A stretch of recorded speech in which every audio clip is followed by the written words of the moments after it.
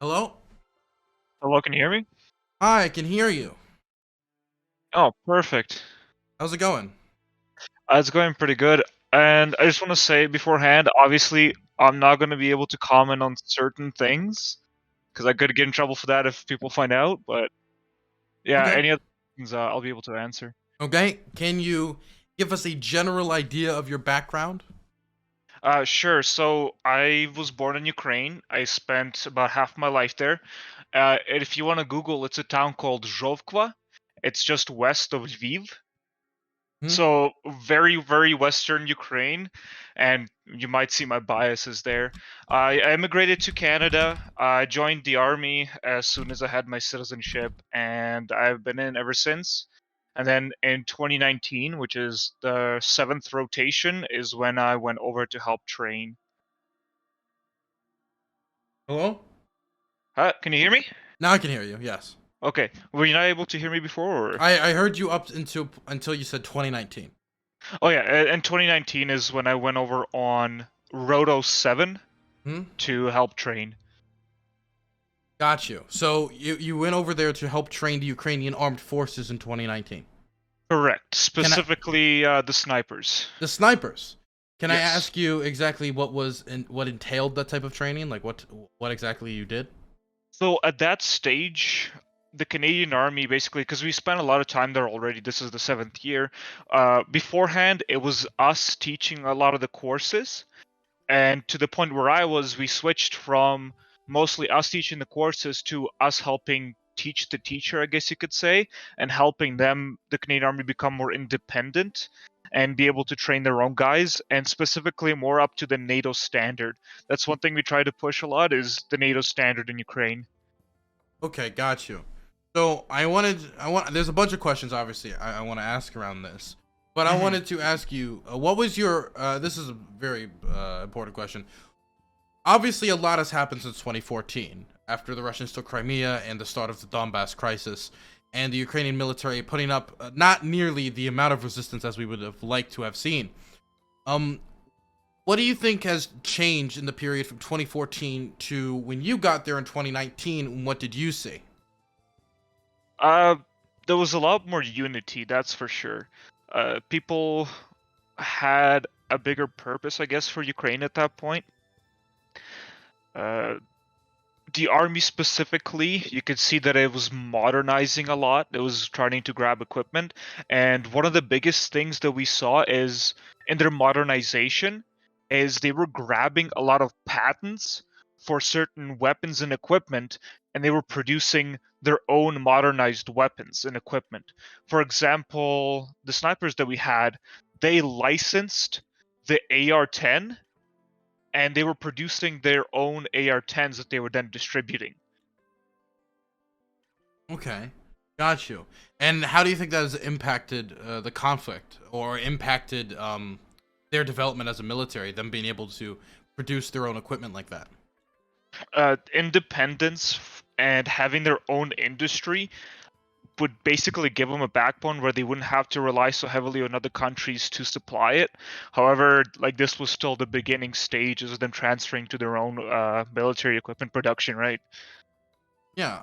So I want to ask, you were involved directly with training, and you are a Ukrainian immigrant to Canada, and then you are now coming back to help them in 2019. Obviously, this is in the fallout of the crisis, and I want to get back to the 2014 and how much the army has changed. But I just wanted this question came to me. I want to make sure I can ask it. How did it feel, the fact that you are an immigrant from Ukraine and you were able to come back in 2019 in Ukraine's time of need to help their military modernize? You getting that opportunity, Canada giving you that opportunity. It was honestly amazing. Funny enough, the exact airport terminal which I used to leave Ukraine when I went to Canada was the one that I landed on and used to get back in. It was a bit of a surreal feeling coming back to it all, honestly. Uh, yeah, I was really happy to see what how far it has gone.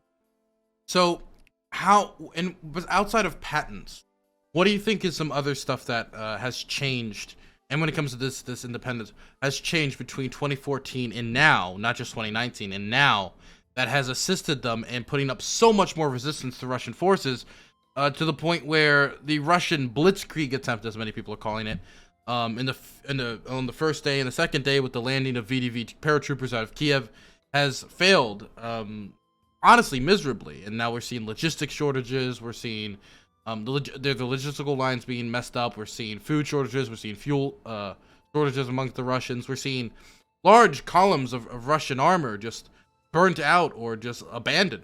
What has changed so much that the Ukrainians are able to put up so much resistance?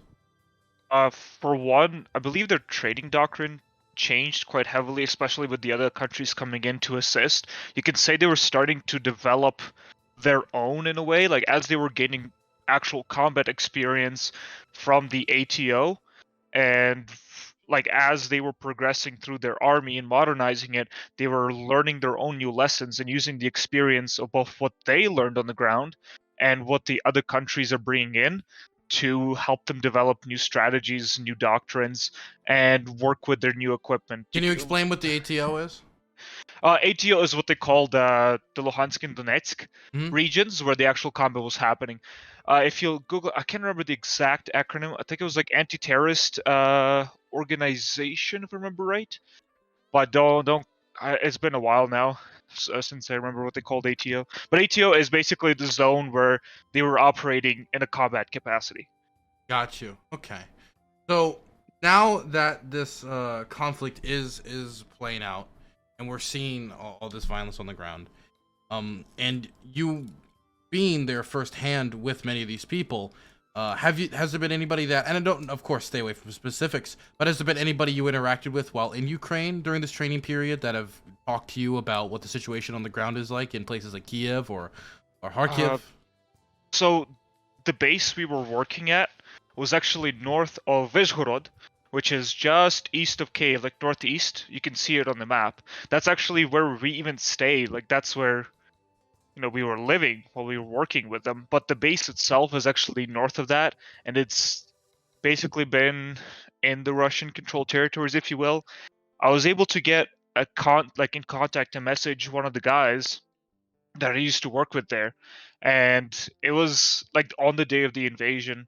There was a lot of jokes around, like they were pretty good spirits, but I mean he was a pretty just I guess like a uplifting guy you could say. We joked around a bit, we said a few hopeful things, and kind of cut communication from there on. I haven't been able to get in contact with him since. I don't know if that's purely because phones are getting tracked. They probably moved. They don't have time, or what. I don't know. But most of I don't really have contact anymore with the guys I used to help train. Got you. So now that the conflict is, well, I want to ask you two separate questions, but they're connected. Now that we've seen the conflict start, what would you have expected to have happened in a situation like this, and how does that differ to what is actually happening in this situation right now when it comes to the amount of resistance we're seeing from Ukraine? Honestly, I always knew there was going to be like a shit ton of resistance from the Ukrainians. Just purely, like I said, growing up in the western side, I was very, I wouldn't say nationalistic, but I was very proud of Ukraine and the culture and everything. People want to keep that, and I think the morale, just on sheer morale right now, like is such a massive boost. Quite honestly, I don't think anyone could have predicted how much of a shit show for the Russians this has been, Hmm. and So it is it's hard to surprising say. the failures that of the Russian military on the early stages. Would you be able to talk about any of those failures that stand out to you particularly? Uh, I mean, like in what capacity? What do you mean? Like how the attempt they made on the first few days and the logistical issues, the law them abandoning armor, the Oh, effectiveness of the Ukrainians in taking out and disabling armor around Kiev. it's it's honestly just like a shock because as NATO countries train, the training doctrine is against another conventional army, aka like a professional army. So our like entire military careers, we trained to well basically fight the Russians, right? Like that is the doctrine. We're fighting the Russian doctrine, and through my entire military career, it's all been scary Russian, heavy logistics. Their artillery is terrifying, especially the thermobarics. And then seeing them in actual action and seeing all the mistakes they've made, it's it's honestly kind of sobering up just how terrible, especially the logistics side, as you were saying. It's literally the most important part. Like, sure, fuel and ammo for tanks, but also food, water, spare parts. Logistic is so much more than just that. People also need to rest, they need to rotate out of combat. So, and doesn't seem like they have any proper rear echelon lines that would actually allow them to rotate their troops. That is like the biggest thing that I, again, there's not too much info on this, but if they cannot rotate new troops and bring the old ones back, they're going to be super exhausted Well, they have very, been very bringing a lot quick. of old troops back. They've just been in coffins. Ah, yes, the mobile crematoriums, right? The flying ones. Oh no, no. So I wanna ask a few more questions about the military specifically. Yeah, I want to talk about a specific operation that happened on the first day that I think a lot of people forgot about, and that was the VDV. You're familiar with the VDV, the Russian paratroopers? yeah, yeah. These are supposed to be the cream of the crop of the Russian military. Am I correct? Yes, basically they are. So they did a paratroop landing outside of Kiev at an airport, at an international airport, and it failed. They took the airport, but then it was surrounded, and then they were basically destroyed by the Ukrainian military. Then there's also reports of two transport planes. I think it's IL-76s. Am I correct? Yes. Being shot down, and there's allegations that those were full of VDV troops, estimating 200 to 300 casualties, and that now there's deployment of even more. So I wanted to ask, what do you think that was an attempt on the first day with them trying to land those VDV troops? Do you think it was a blitzkrieg attempt that went awry? And what do you make of the fact that it failed so spectacularly, if that is what you believe happened? Uh, yeah, I'm not like the best strategist, but what it seems like really happened is they expected. So you typically, when you land paratroopers, what you're expecting is quick push of other forces to get brought in to swap them out and resupply. For example, in like if you consider like a defensive situation, you could, for example, send airborne troops just ahead of your lines, drop them so they can fight like a slowing down of the enemy while the rest of your forces have time to prepare. But in offensive operations, you use them to disrupt things. However, for paratroopers to work, they need to be very quickly supported. So they cannot just like by themselves last more than like 2 3 days, and that's being extremely generous depending on their mission. So I bet you 100% they expected their armor columns and their logistical supply columns to have already reached the airport about 1 or 2 days after they've landed, because you cannot fight, especially near the capital. You cannot just drop like was it like 2 3 platoons worth of dudes, because they cannot carry that much with them, right? They cannot carry much water, they can't carry much food, and they cannot carry much ammo at all, and they cannot carry heavy support weapons either. So things like machine guns, which are extremely powerful and valuable in firefights, right? Like, for example, if you have 10 dudes, one light machine gun is considered 33% of the firepower there, and those eat a lot of ammo. So 100% they landed them, expected little resistance, so they wouldn't spend much ammo, and they expected a quick rear esh resupply or the armor column to regroup with them and replace them, because paratroopers are just not used in a sense where they can take and hold ground for a while. Like, you cannot do that. So either that, or because they had the two planes attempt to land, they were supposed to hold the airport long enough for the planes to land, but what they did not expect is the anti-air to come in and shut them down. Like, that's probably the more probable theory here, is they were waiting for those planes to land because they expected no resistance against anti-air, and then That's that would be their resup. that's something I wanted to ask about specifically. If we get to there's so much aspects of the Russian military and the Ukrainian military I want to ask about, but one of them has to do with anti-air capabilities. we are seeing helicopter after helicopter getting downed. We're seeing Ukrainian Su-25s and other type of aircraft and like the transport planes getting downed all across Ukraine. Not only in Kiev, but we're seeing it in the south as well. We're seeing it in the east of the country. We're seeing these planes getting downed everywhere. Not only that, but as far as I'm aware, is it true that I think the air is still the airspace is still classified as contested? Which, if the airspace is still classified contested at this stage of the war, that is concerning for the Russians, considering how much overwhelming air power they have in comparison to the Ukrainian military, who is now also being sent more jets by the European Union. So I wanted to ask about how the air war plays into this conflict and what you make of the air war so far. Air war is theirs purely for mobility purposes, right? So you can very quickly support to and like adapt to a changing situation. Uh, Air is really important, and again, I'm an infantier by trade, so Air Force for me is only like I see plane and I designate target, plane drops bomb, I win kind of thing.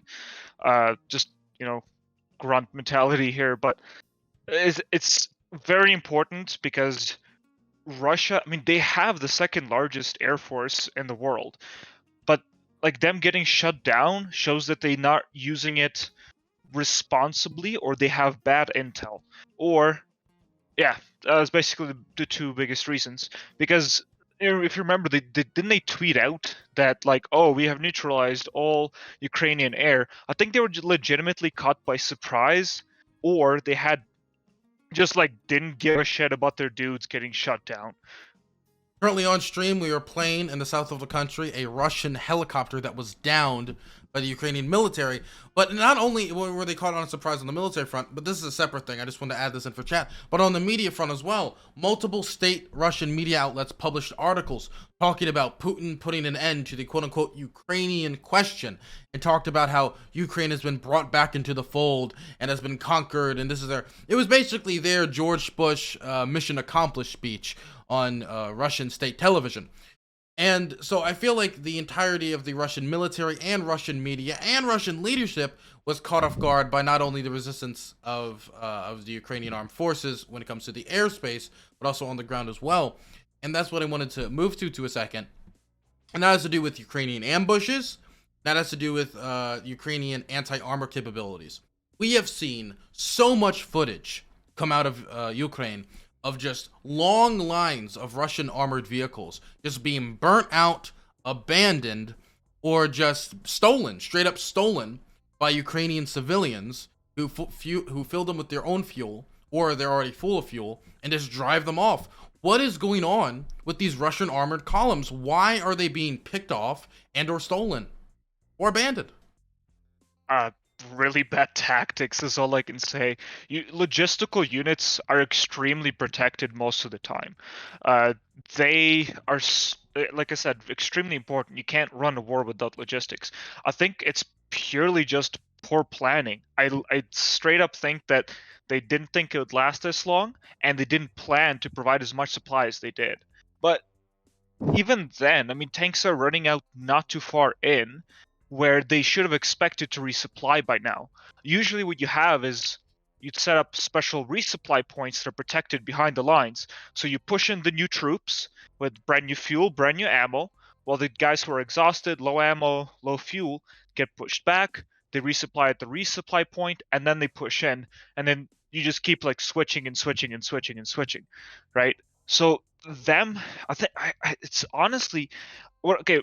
This is a little bit of a far fetched thing, but military corruption is something that I grew up knowing even as a kid, both Ukrainian and Russian forces, and they were extremely similar at that time.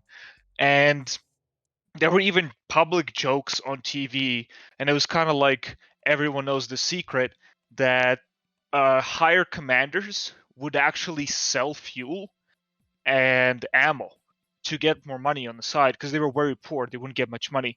There was even TV shows where they would make jokes about this, where commanders would drop rocks into fuel drums so that when the inspectors came in, that the fuel level would still be at the top. But even though they siphoned it off, even like maybe they just put in their car. They don't want to bother fueling up at the gas station, so they just put it in their car.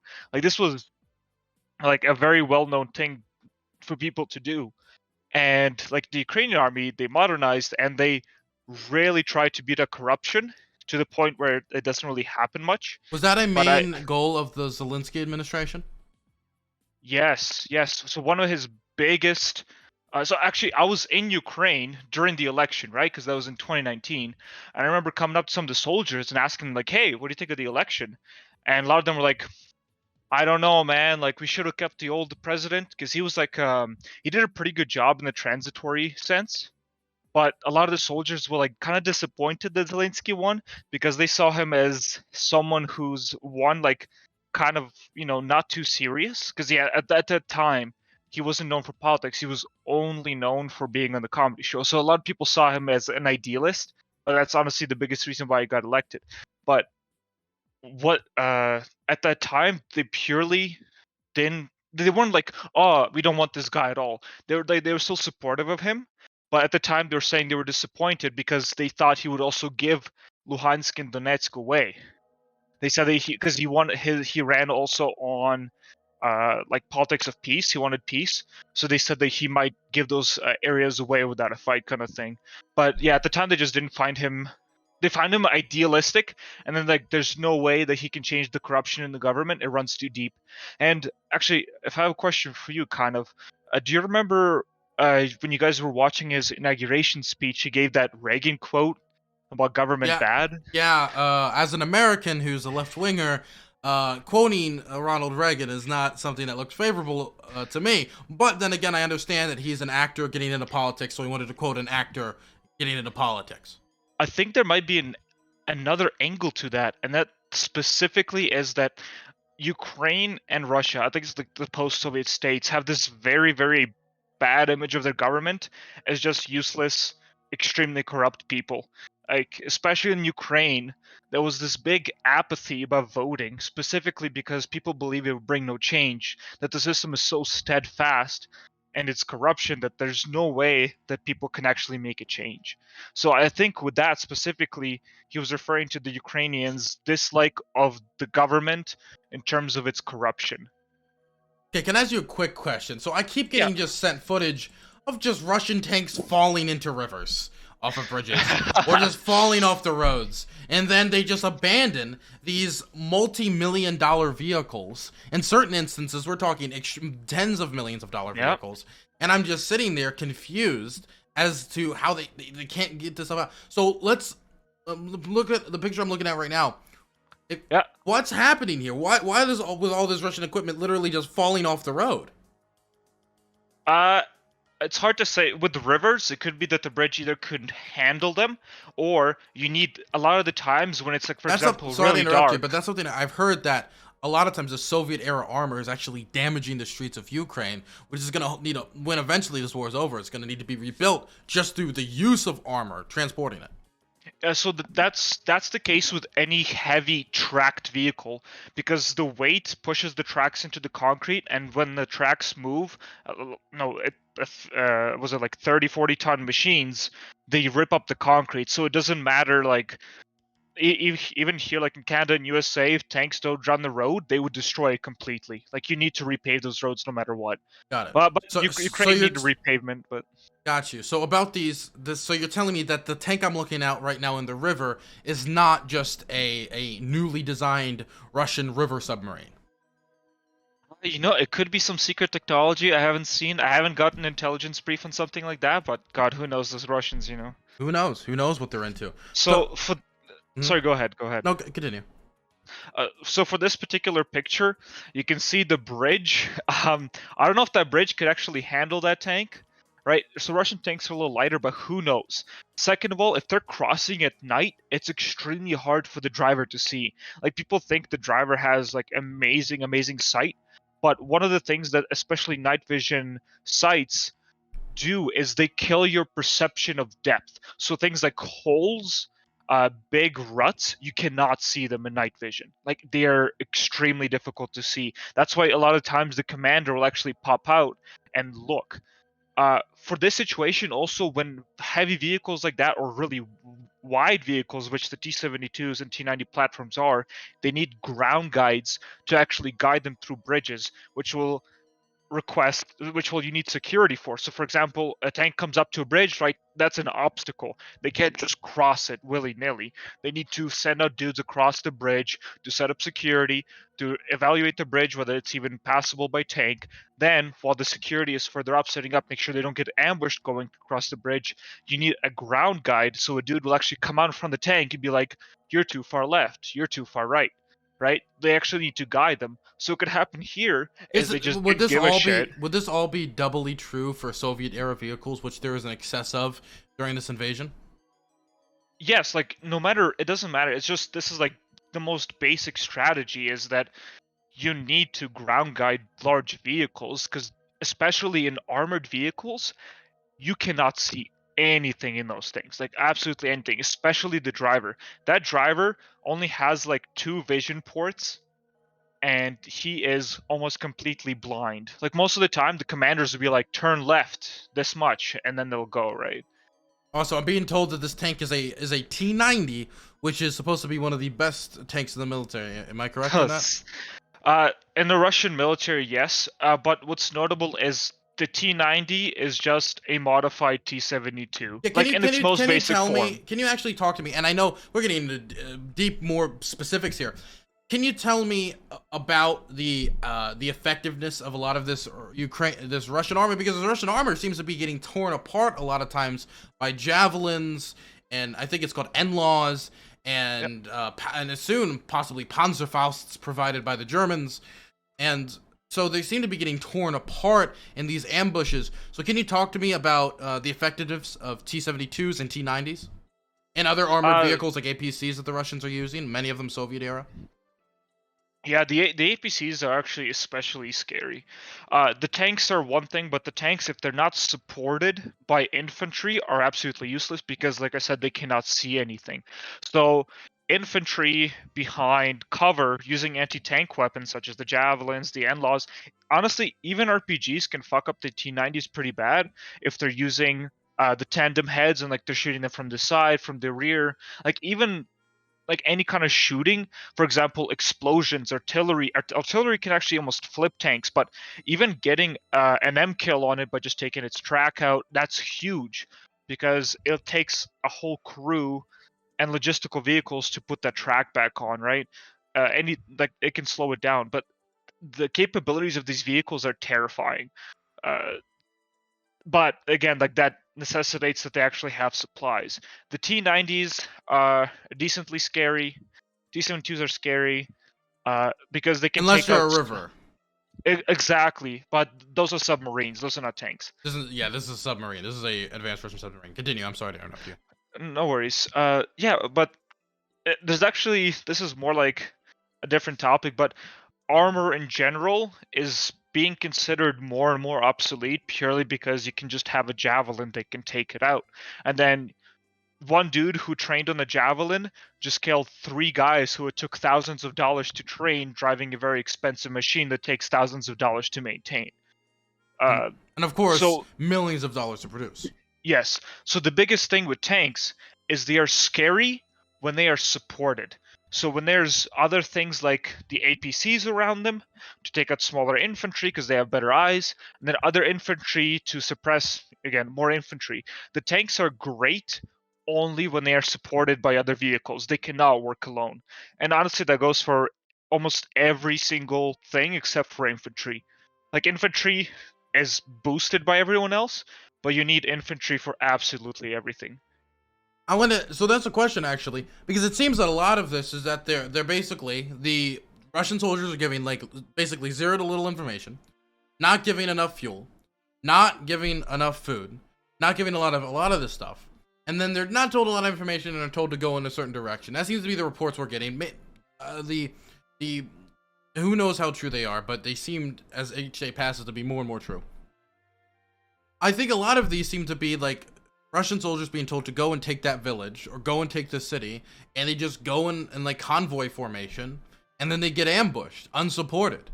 And so, do you think a lot of the reason why these we've seen so much Russian armor getting destroyed is not only due to the logistics issues, but just due to them not being properly supported in attacks?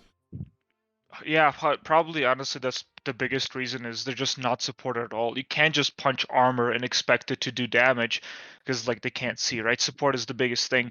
I'm not sure exactly why they're getting taken out just like so heavily, not in cities, because if these things go into cities, they'll be gone. Like they're useless in cities. I don't know if they're not getting properly supported. It's really Wait. iffy looking at What the is ground. useless in cities? Tanks. Are they really? I mean, I've seen tanks Yes. in my perspective. I mean, I'm not an expert, so just take everything I say with a grain of salt. I followed the Syrian civil war a lot, and tanks were pretty. I saw tanks active in cities quite a lot. I mean, what makes them not effective in cities? They're extremely vulnerable. Hmm. Again, this is if they're not supported. I should say that. If they're If not they're supported, supported, then they're uh, vulnerable. Okay, I get it. extremely because they cannot see anything. Their top armor is weaker, so dudes from higher balconies can shoot down on the tanks and penetrate in areas or times where they wouldn't be able to if they were just on a street level. Uh, like I said, they're completely blind. For example, thermal imaging on tanks, which is something they often use a lot to find infantry, right? Does not cannot see through glass. So if you're a dude, like for example, you can have an observer in behind one window behind glass, and a dude who's gonna pop out of a window without glass to shoot his rocket, right? So you can spot the guy. The tank can't see you. You pop out for a second, shoot on top of the tank, and then it's gone. And even if it had infantry supporting it, they wouldn't even be able to protect it because you're at that point you're already gone. Got you. Here's something I wanted to talk to you about. So the Ukrainian Ministry of Defense has advised, and they played this on public Ukrainian television, of instructions to Ukrainian civilians on how to make Molotov cocktails, specifically with styrofoam, so they're stickier and so they stick like napalm. Am I correct about that? That's why they're using the styrofoam. And I'm not too sure about the styrofoam part. I guess it works, but I really don't know about the how subject. effective? What, you don't know much about Molotovs? Like the sticky part. Okay, well, Like can I just ask you if you know enough about, if you know a little bit about this? How effective can Molotov cocktails be against Russian armor? depends where you hit it. So if you hit, for example, you throw a Molotov near the commander's site, for I saw example. for chat, if somebody has a link to an image, because I saw graphs about this. If somebody has a link to a graph on this specific thing, I would love to be linked to. Sorry, continue. Continue to tell over 3,000 people watching how to take out a Russian tank with a Molotov, a few of which are in Ukraine right now. Continue. Sick. For example, the top of the turret where the commander has his extremely expensive, extremely sensitive sights, that could be a great way to hit it because the sights, if even if the it doesn't damage the sight directly, it could damage or blacken the glass. Same thing on any sights on the tank. Sights are like the most easy thing to take out on the tank if you don't have actual anti-armor weapons. You can throw these on top of the radiator grills on top of the tank. So if you look at the turret and the T90 you were just looking at there, yeah, exactly. Right on top of the grill there. That will help. Like it can damage the radiator, it can damage the intakes, which will choke the engine out. And if the tank can't move, it's dead. So you're saying that you either aim for the sights, which is basically the center front of the tank, which is in the bottom image here, or you hit the back of it in that kind of square area behind the turret. These would be the two areas you would want to aim with a Molotov cocktail. So you don't throw the Molotov at the tank treads. You don't throw it just on the top of the tank. These are the two areas you really want to aim for. Yes, but you got to realize that a Molotov is extremely like if you're especially if you're a civilian and there's a tank that's trying to kill you not too far away and you're here with a bottle of flammable liquid that's on fire, you do not have the mental capacity in that moment to land precise shots on a tank. At that point, you're just throwing and hoping. Uh, like, yes, it's useful to know where to hit, but I can bet you $100 that a lot of these Molotovs are just going to be chucked and the person runs away, never even seeing where they hit. That's Like, true because I mean, after you throw it, you're a prime target. You've now engaged in combat with Russian soldiers, and they are going to attempt to kill you. And so you try to get yourself out of the situation. Yeah, and this assumes that there's not infantry around, right? Because this is if the tank is isolated. Because if the tank is supported by infantry, you're never getting close enough to hit with that Molotov, right? And that's why infantry is so important to the tanks. That's why they need to be supported. So, like, Wait, yes, can I ask a question? Somebody thought this. Do you throw the Molotov overhanded or underhanded? Because I'm seeing some people saying you got to throw the Molotov underhanded. I guess it depends where how strong your arm is, like whichever way in the situation. Like it depends what kind of cover you're behind, right? I think this is more so a situational thing, like ground dictates. And you would probably want to wait behind a corner or something to do this type of thing, right? You Oh wouldn't yeah, want to. You not wouldn't want to just walk up directly to the tank with everybody looking at you. Like you're gonna get killed, right? so not only the corner thing, but you already need to have an escape route because after you throw that, you need to be able to run away. You need to already have a path that you're going to clearly take to get out of that situation as fast as possible if you're throwing mollies, right? Because if you just come up to a tank, throw the Molotov at it, and then like, okay, shit, where do I go now? Because the way I came from, I can't go back anymore. You need to have an exit plan before you even light that thing up.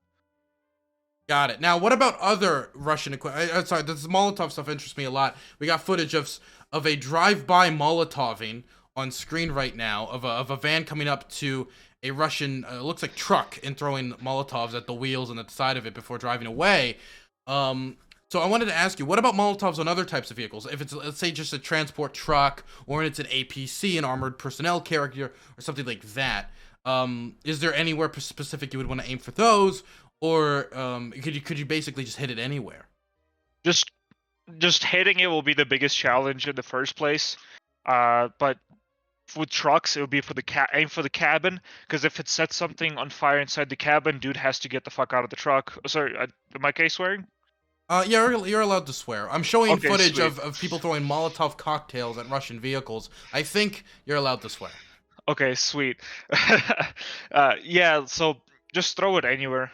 Honestly, like any kind of sort of damage on it is fine. If you hit the cabin of a truck, if it sets something on fire, the dude has to get out of the truck before he burns alive. On APCs, it's the same thing. Try to aim for the sights in the engine, but even just like a vehicle on fire is going to have really poor visibility because it is on fire. Can I ask you, what is it like to be, let's say you're in a vehicle, and I saw a lot of this during actually the Maidan protests. Let's say you're in a vehicle and a bunch of people, and this is, I think, probably the most effective way somebody could do it. Like a bunch of people come out, throw a bunch of Molotovs, and run away. I saw that, and just the whole vehicle almost gets covered in fire.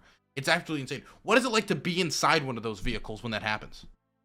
It depends because a lot of those vehicles, because specifically this was a nuclear thing. A lot of these vehicles are hermetically sealed, and they'll have fans and their own oxygen supplies to last if in case there's a chemical or nuclear attack.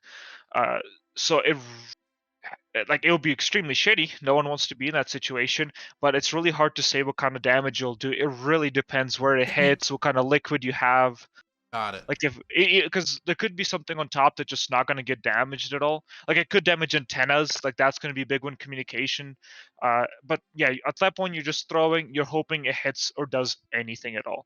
But obviously you don't want to be in a truck or vehicle that's on fire. Yeah, obviously, I would assume that, and of course, you're talking not about trucks and like normal like everyday vehicles. You're talking about specifically things like tanks and probably APCs. But if it's just a transport truck, it probably doesn't have all those complicated heating and cooling No, systems. no, And if no, it's it does Soviet not. era, it's probably even less likely to have these systems, I assume. Yeah, yeah, Okay. exactly. So I wanted to talk about a few more things, and Hmm. strategically, and then I want to get back to Zelensky because this guy's gotten a lot of attention as of late for good reason. So I wanted to ask you specifically about the cities like Sumy, Kharkiv. Kharkiv was supposed to basically, from everything I saw, it was supposed to be taken on the first day. And that has definitely not happened. And in fact, I think it was day 4 or the morning of day 4 in our time. The Russians actually got into the city, but they were unsupported and they were actually pushed back out. Um, what challenges do the Russians see with these advances on the second city, like Kharkiv, the second largest city in the country? What kind of challenges are they going to see trying to take these urban centers? Because they haven't captured anything like Kharkiv yet. They haven't even captured Mariupol yet, or Kiev. What kind of challenges are the Russian military going to see? And what kind of challenges, second question, are the Ukrainian defenders going to see? Uh, the challenges of the Russians will be not to die very quickly because urban environments are the deadliest for any type of warfare. And Is this 70%, particularly true for attackers? yes, especially for attackers. But just in general, it's a complete meat grinder. But attackers specifically, yes, oh my god, it's the worst fucking thing. Like urban warfare, which is constitutes about 70% of all combat these days, at least like in the modern age, have been the deadliest ever.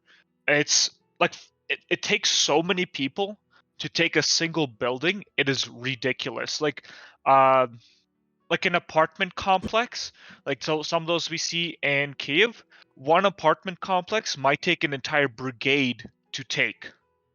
That is if they're not just fragging every room. But even then, like it is so hard to take urban centers, and urban warfare is the deadliest ever because there's cover and enemy behind there could be cover and enemy behind any single corner, any door.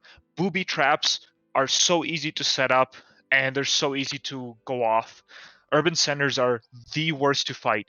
The only thing, like, and for the Ukrainians, this would be the biggest challenge, is to keep supplies of food, water, and ammo. Because if they get encircled and they cannot get resupplied, then they'll either get starved out or they'll just run out of ammo. So that's going to be a problem. The fighters in Mariupol, which is currently now surrounded, according to reports, by Russian troops. That's probably going to be a problem they're going to see in the near future since they've been surrounded. Like those are the type It, of problems as days goes on. Like basically what it's like to be sieged. yes. Uh, like I said, like urban environment is a nightmare for attackers, complete meat grinder. For defenders, the biggest thing is going to be purely supplies. And the other challenge for the Russians is going to be civilians, because I mean, obviously, they've shown Well, a I'm gonna complete be disregard for yeah civilian life, yeah. but still, for those young Russian guys who don't want to just shoot innocent people, this will be an extremely difficult time where they will not be able to pull the trigger, and it's just going to be nervous. Uh, Anyways, a complete shit show. I'm Urban showing warfare we're is a showing on complete shit show. screen damage to residential homes due to Russian attacks, and that's something I want to talk about for a second. There's been a lot of talk from the Russia's ambassador to the United Nations that don't worry, residential communities are not being attacked, residential buildings are not being attacked. Don't worry about it. Everything's fine. What do you think about those types of statements? Uh yeah, the main claim that they currently have is they kind of went back on it. Uh, Recently they've been saying the reason those areas are getting hit is because Ukrainians are setting up military installations there, like artillery and just people in general. Oh, they set up an Uh, artillery in this apartment complex, it seems. exactly right. It's all bullshit justification that they're using. This is, well, pretty unacceptable. Obviously, there's going to be some shitty moments in war like this, but to shell a city, I guess it depends on your values as an army and your ethics, I guess, which again, it's more like a western country thing. Like, even though yes, like we've hit civilian buildings, that is undeniable. That is And something you reprehensible. avoid. That is something you avoid at all costs. And so I wanted to ask because there have been reports, and the reports there's more and more evidence building, and this has actually been reported on by Amnesty International. If somebody could throw me the report in chat, I'd love to put it on screen, of the Russians using cluster munitions in residential communities, hitting daycare centers, kindergartens, hospitals, etc. Can you talk to us about what cluster munitions are and why cluster munitions being used, period, but especially in residential communities, is extremely dangerous? Yes, cluster munitions are horrible. Basically, if you think about it, think of a big bomb that opens up and throws a shit ton of smaller bombs everywhere. It is not a very precise weapon, and it will hit very large area. It is meant to cover extremely large areas, and in urban centers to shoot something that destroys so discriminately is an absolute crime. The other thing is that a lot of these bomblets that get dropped, they do not explode right away. A lot of them might not work because it's hundreds that it's sometimes dropping. and they're basically turned it into pseudo mines or UXOs, right? Unexploded ordnance that can kill either further in the conflict of some random civilians or well anyone who's in that area. It just becomes a complete danger Could area, you give me a and you moment? need to. I Yeah, wanted to go play. ahead. I just wanted to play footage of cluster munitions being used in the conflict so far. I would also like to state that cluster munitions were used to extremely lethal effectiveness by the Russian military in Syria and targeted many civilians. That's on top of the Russian military striking hospitals full of civilians and bragging about it on Twitter. True story, so they could brag about the effectiveness of their missiles. But let's play this footage of cluster munitions being used.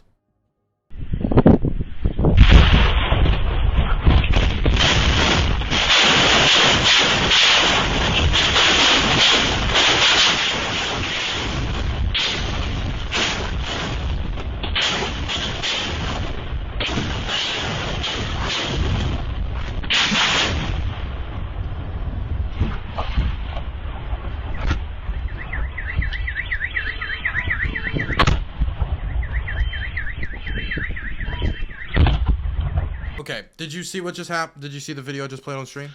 Yeah, I did. Can you It's explain hard what to just happened? say. Is that is that confirmed cluster munition? Because they exploded at such a timed interval. It almost looks like a mortar fire. But if it was clustered, then uh, yeah, it opened up like usually like the bomblet opens up in midair, and then the smaller bomblets would then kind of fall out and hit. But like most of them would land at the same time. This is you can see it's almost has the potential of like a small mine when it explodes, like explosion wise. But you can see just how large of an area it covers with just indiscriminate fire. Okay, sorry. Somebody just okay. I used the wrong link. But this is was GRAD weapons to be specific. But Rad. there have been other weapons. Grad, sorry, weapons. But there have been other reports of cluster munitions. Actually, could somebody link me the? I think I lost the link of the cluster munitions being used. But so what you're specifically saying though is that cluster munitions open up and they fall out. I was testing you. That was the goal of that. Okay, gotcha. Got you. But they open up and they drop smaller bombs, so it's extremely imprecise and then can affect civilians and kill more people. Yeah, and one of the biggest reasons that they were banned in most countries is because a lot of them didn't explode and they would just remain as UXOs, and when the conflict is over, they would still do damage. But yeah, like it's just militarily, yeah, it makes sense. But even things like, for example, what terrifies me more as like an infantier is the thermobaric missiles, because those things just if you have like a defensive trench line or something and that thing hits near you, when it explodes, it doesn't just burn everything, but it creates a vacuum because it sucks all air as it burns, and it can implode your lungs because of the sheer vacuum that the fire creates when it explodes. So like if you're a dude in the trench just waiting for the enemy to come and the thermobaric rocket explodes near you, prepare for some of the worst time of your life if you're not immediately dead. Can I So just thermobarics terrify me. can I just say that the Ukrainian ambassador to the United States has stated that Russia has used those types of weapons in this conflict so far, and CNN reported 2 days ago seeing Russians move said equipment to use said weapons in the conflict. And so we're waiting for more confirmation outside of the Ukrainian ambassador to the United States, but footage is also being shared online. So how devastating can these weapons be exactly? You're saying that it's like hell on earth? The thermobarics, yes, absolutely. The clusters are also really, really bad, but they're mostly, you can think of them as a bomb, and it also depends what size clusters you use. But thermobarics specifically, holy shit, you would not want to be anywhere near thermobarics when they go off. They are so bad. They are inhumane. They are inhumane at all, like completely. Do you think are these do you think these types of weapons should be banned from war? Oh yes, 100%. Like there's a reason, for example, NATO countries, the bullets they use, and this is like we use full metal jacket bullets because they do less damage to a human body. But like if you get shot, like you're out of the fight one way or another, so there's no need to cause additional suffering. A lot of the Russian rounds, they have their bullets have a squash head, so when they penetrate your body, they create extremely large entrance wounds, while NATO bullets tend to create large exit wounds. So like ours still do damage, a lot of it, but a lot of the munition that Russia has not outlawed in their combat will create massive gaping entrance wounds because the bullets are designed to expand and tumble as they like hit you. Got you. Okay, so the next thing I wanted to ask about is if there's any more military questions from chat. Chat is always free to ask, and I'll try to ask them. I don't want to take up too much of your time, but there's a question I wanted to bring back around, and that's to Zelensky. Um, Zelensky is obviously getting a lot of international attention right now. How do you think the Ukrainian people generally view Zelensky, and what is your personal thoughts on the man? Uh, I don't know too much about him. Especially at the time he was first elected, I really wasn't into the Ukrainian politics, but he seemed like a very, like I said, idealistic man. Like, oh, I will fight corruption. Uh, he was very starry-eyed, and I think the biggest reason why people loved him is because he was outside of the political system. I think that's why they trusted him to get rid of corruption because he wasn't extremely corrupt on the outset, I guess you could say. I know there has been some allegations of his corruption. I am completely honest, I have no idea. I haven't followed him too much, but I commend his bravery so much lately in the times. I think he's really championing, like being the champion of the Ukrainian spirit right now. A lot of people are looking to him and up to him in these moments, and I know his approval ratings are skyrocketing right now. What do you think of him staying in Kiev through all of this fighting? Absolute Chad move. Would you call that? Is that official terminology? Chad Yes, move. that is an absolute Chad move. Hell yeah. Absolute Chad move. So man, there's so many questions I want to ask. Again, chat, ask me at me with questions. I got Uh, all day, honestly. Actually, I got like 2 more hours because I got to start on dinner. okay, well, I'm not going to keep you for that long. Okay, sweet. So there's a few things I wanted to talk about, and one thing I wanted to talk about is the claims of the Russians denazification. What do you think about the claim that Ukraine is being invaded because Putin really, really hates the Nazis and they need to denazify Ukraine? What do you think of that claim? I think that's very ironic for him to say. Ukraine has been basically turning towards European values and becoming more progressive, like year after year after year. Uh, I got a personal story. This is kind of on the subject, but a lot of people complain about the Azov battalion and like, oh, our weapons are going to go to the Azov guys. When I was in Ukraine, we were walking to a parking lot from the base, and there was an Azov guy who was walking towards the base. And I didn't realize it at the time because I just saw him in the uniform.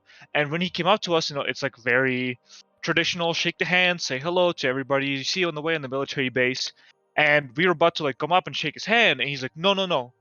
And he turns and he shows us his patch, was the Azov patch. And obviously, me being the like translating at the time, he's like, I know that NATO can't interact with us. Like, so sorry guys, like I remember that we can't talk to you. Like they know that they can't even talk to us. Like they were told not to interact with us. They knew at the time that it's not good for them to be there and that their views were already considered shitty. Like that's something they were fully aware of, and that's something NATO is extremely aware of. When we went over there, we got briefs on them. We got briefs on all the like somewhat far right groups, but you got to realize this is a very small minority of people. Like a lot of Ukrainians fought the fascists, right? And I think it's As very far as I'm ironic. aware, the Azov Battalion's political party only won 2% of the vote and not a single MP seat in the last election in Ukraine in 2019. Yes, and a lot of the soldiers in Ukraine, when I asked them about it, because I talked to them the day after we saw the guy, because we were already leaving, they're like, "Yeah, we it's just a concept like for them it was more like we needed bodies and these dudes were willing to fight, and the reason why they brought them into the army is you cannot have a militia running through your combat zone because that creates so much confusion. Like, are you shooting your own? Who are these guys? How do we detain them? let's say you're trying to take an objective and these guys roll in out of fucking nowhere. So it was extremely important not to have a large militia just running around your combat area doing whatever the fuck they want, because that's a huge liability, right? So they brought them in because one, they needed bodies, and two, they were causing more trouble not being in the army because it was wreaking havoc in communications and logistics and their strategy. Because, yeah, 40 dudes just rolled in on the trench line you're about to assault creates a lot of confusion that you cannot afford. Okay, now let's go to the next claim, and that is that Ukraine was attacking the Donbass. They were about to invade the Donbass. They were, of course, there's the claim by Russians, huge claim, which I do want to mention that the Secretary General of the United Nations has rejected, as well as multiple other officials from the United Nations, has rejected the claim of genocide. What do you make of the Russian claims that the Ukrainian military is either A, going to invade the Donbass in Russia, or B, that there was a genocide going on in Donbass? That's absolute bullshit. There were no Ukrainian soldiers like directly in those cities in the Donbass attacking civilians or anything like that. Any civilian casualties would be from artillery fire, which Ukraine never really used much. You got to ask yourself, Ukraine became such a large, powerful military that they're holding back the Russians. Why wouldn't they just attack these small republics that don't hold that much territory, are not like that well equipped, or well, they were decently equipped by the Russians at some point, but like this is a massive like army. Why wouldn't they just push in and take them? They could. They had the ability to, no problem. Um, the one thing, this is like intel wise, but one time Ukrainians did actually take an offensive, well, they did take a city, and they took almost no casualties taking it, but out of nowhere, they were just absolutely shelled by artillery units that the separatists did not have at the time. And this was, I believe, in 2018 or was in 2019. That Occurred is like it occurred. was already widely believed When that the Russian siege and military assault of were actually Kiev working starts, One in moment. can that those be One enough to regions. moment. Yep. Stalingrad and make them lose this war through war of attrition, given how they have managed the fighting so far? Or will they just bomb the city to smithereens and move on? I will ask you about that in a second. Thank you for the $5. Continue. I'm sorry. Somebody donated. Oh, no worries. They had the capability to like fully take that area, but they didn't because of the agreements, and they didn't do it because of the retaliation of forces that were basically not in the separatist arsenal. They were supported by forces that at the time couldn't be identified, but we all know what they are. What do you think of the Wagner Group? Fuck them, kill them all. Okay, okay, but can you explain for viewers? I need to take. I've been streaming for a very long time. I need to go use the bathroom. Could you explain to the viewers what the Wagner Group, who they are, and what type of things they've done, maybe say in Central Africa or Syria or in the conflict in Ukraine? I'll be right back. Okay. I'm not too familiar with their exact actions, but I think everybody in the recent days have seen the picture of their leader with the SS swastikas on their, sorry, the SS symbols on their collarbones. Uh, they've they're a mercenary group, and people say like, oh, they're not actually Russian. They're just like a Russian base. However, they don't respond to the government. But there's been plenty of times they've supported the Russian government, where you've seen pictures of their leader with Putin. There's pictures down on the internet. They're just a neo-Nazi mercenary group that just gets invited to Africa to shoot black people. That's basically it.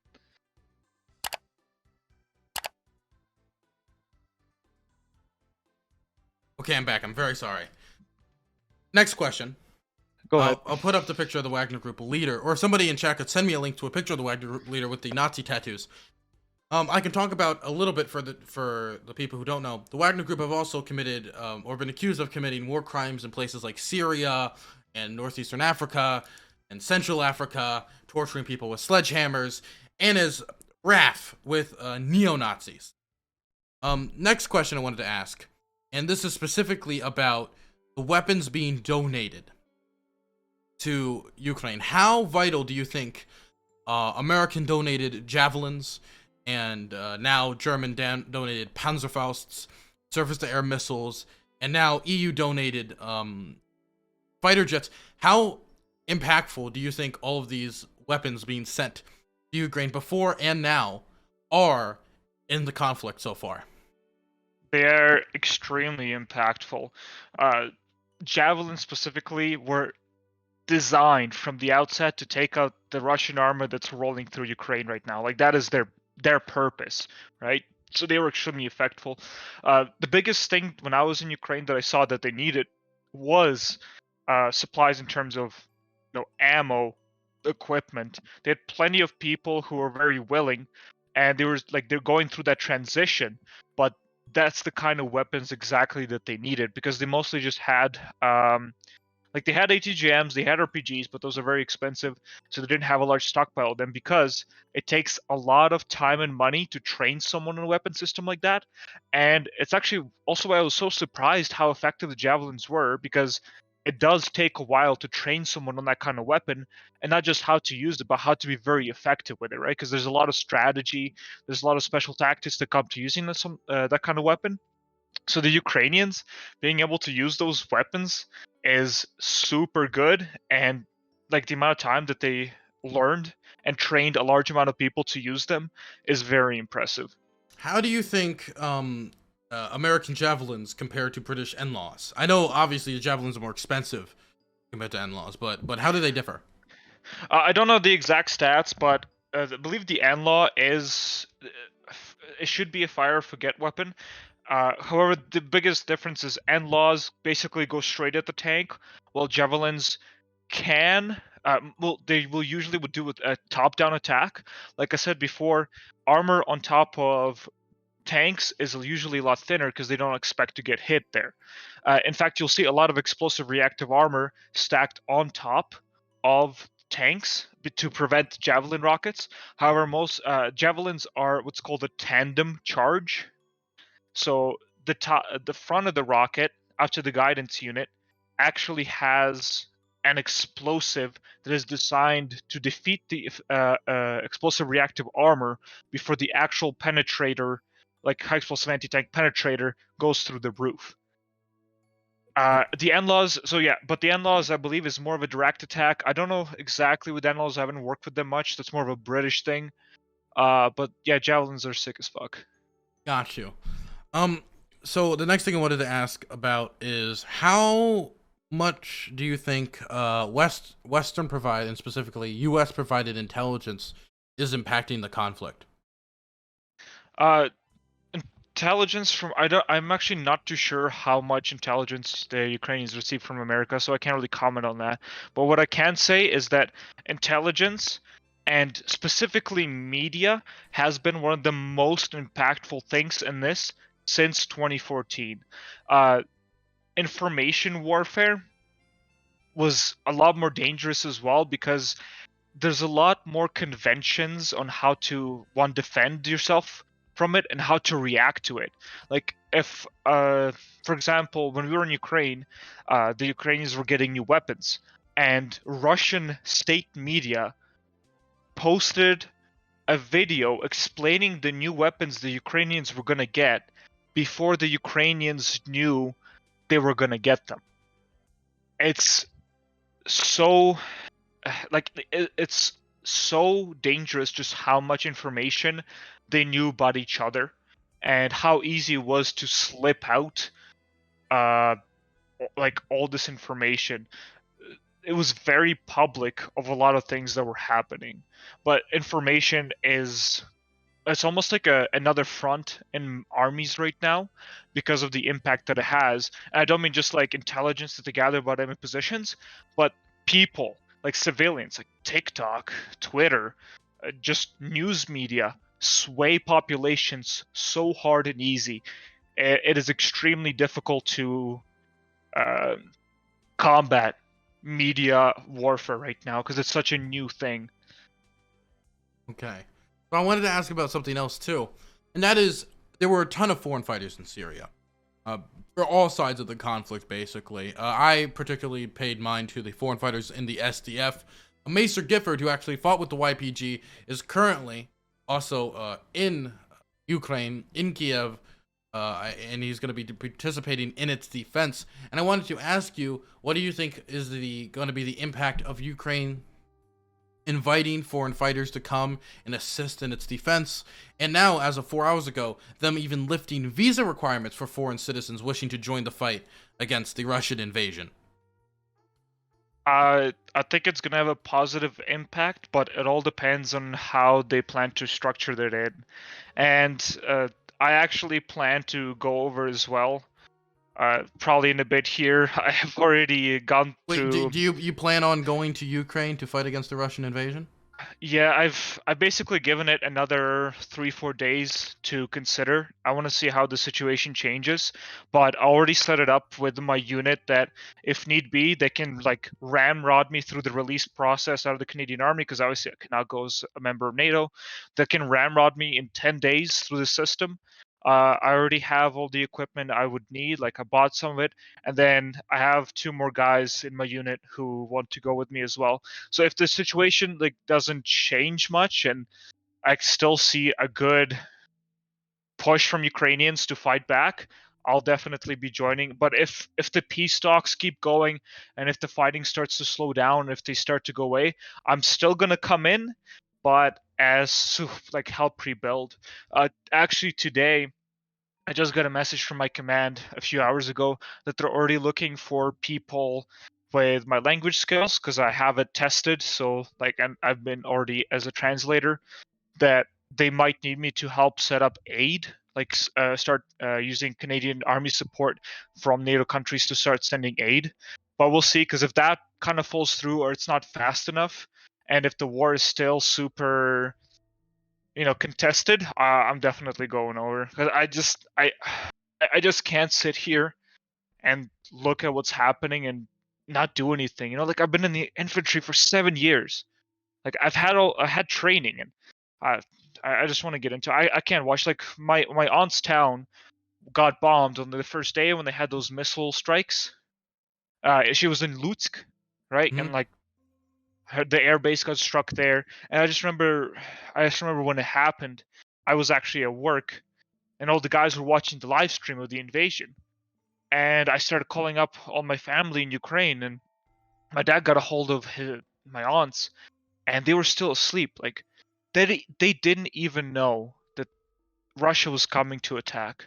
Like my dad woke them up with the news, and like not to even declare war like that, to just push in and catch so many people unaware, not give them time to evacuate, not give time for more peace talks. Just go in and fuck the people. Let's just take the country. Is just yeah. I can't just sit here.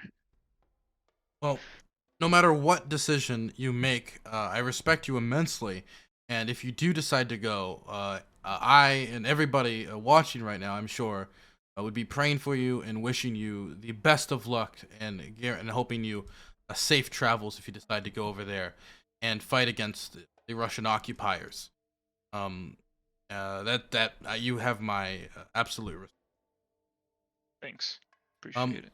there's two more things I wanted to ask you.